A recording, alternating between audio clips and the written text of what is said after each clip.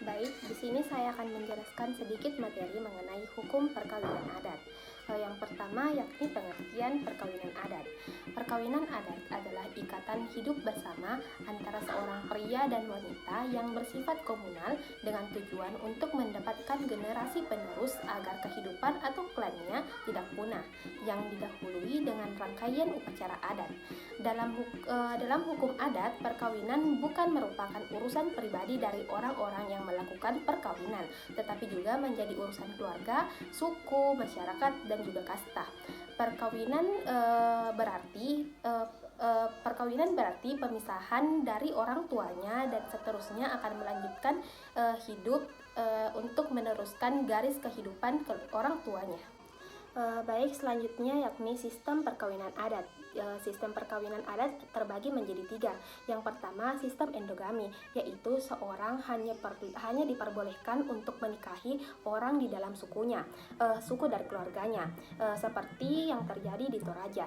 Namun lambat laun akan hilang karena hubungan dari daerah tersebut dengan daerah yang lainnya akan menjadi kian mudah. Selain itu, Toraja juga menganut sistem parental. Yang kedua yakni sistem eksogami. Dalam sistem ini, seseorang diharuskan kawin dengan orang di luar sukunya, seperti di Gayo, Alas, Tapanuli, Minangkabau, dan juga Sumatera Selatan. Yang ketiga yakni sistem eleuterogami.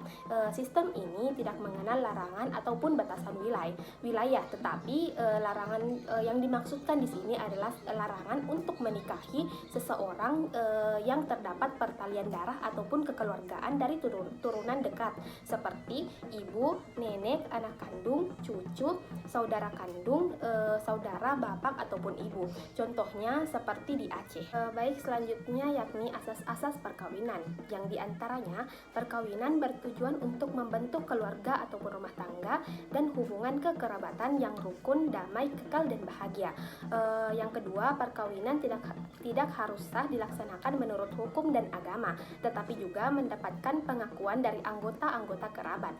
Dan yang ketiga, perkawinan dapat dilakukan oleh pria dan wanita yang belum cukup umur dan yang sudah cukup umur. Perkawinan harus berdasarkan izin orang tua, keluarga, dan juga kerabat.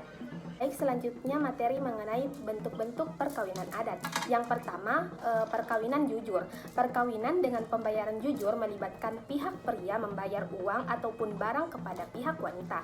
Setelah perkawinan, wanita mengalihkan kedudukannya menjadi keanggotaan kerabat suami. Wanita ini tunduk pada hukum adat suami dan harus mendapatkan persetujuan suami ataupun kerabat suami dalam segala perbuatan hukumnya.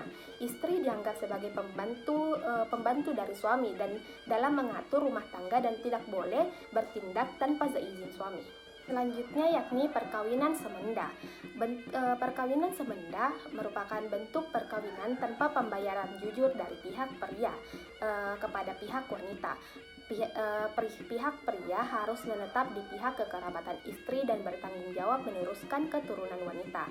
Meskipun tanpa pembayaran jujur, pihak pria mungkin harus memenuhi permintaan uang ataupun barang dari pihak wanita. Seperti di Minangkabau, pihak wanita yang meminang harus memberikan uang ataupun barang panjapui sesuai dengan tingkat kedudukan pria, kadang dengan jumlah yang signifikan. Perkawinan semenda ini menandai suami menetap di pihak istri dan melepaskan hak serta kedudukannya di pihak keluarganya.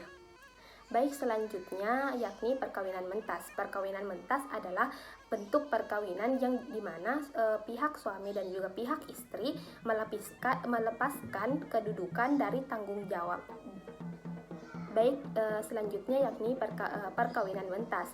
Perkawinan mentas adalah bentuk perkawinan di mana pria dan wanita melepaskan kedudukan dari tanggung jawab orang tua dari keluarga masing-masing.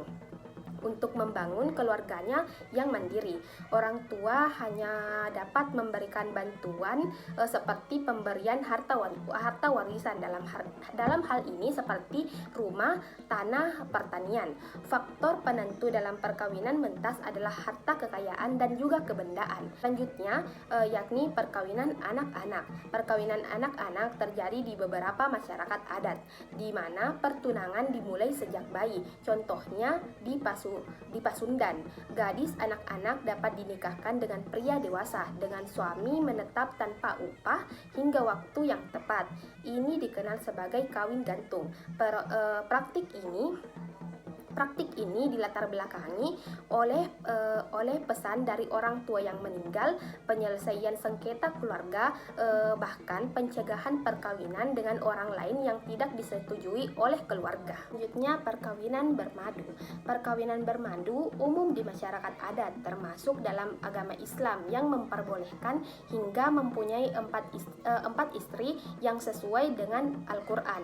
Undang-undang perkawinan pada pasal 3 mengizinkan poligami dengan syarat adil terhadap istri-istri. Pada pasal 3 Undang-Undang Perkawinan juga memperbolehkan izin poligami jika istri tidak dapat menjalankan kewajibannya sebagai istri mengalami kecacatan ataupun sakit yang tidak dapat disembuhkan, dan juga istri tidak dapat memperoleh keturunan ataupun tidak dapat hamil. Hukum adat tidak mengatur cara suami berlaku adil, menyebabkan perbedaan status istri dan juga dampak hukum pada anaknya, dan juga persoalan pewarisan. Terakhir yakni perkawinan campuran. Perkawinan campuran adalah perkawinan antara pria dan juga wanita yang berasal dari masyarakat hukum adat yang berbeda. Definisi ini berbeda dengan pasal 57 Undang-Undang Perkawinan yang mengacu pada perbedaan kewarganegaraan antara dua individu. Pasal 58 Undang-Undang Perkawinan juga menyatakan bahwa perkawinan campuran dapat mempengaruhi status kewarganegaraan.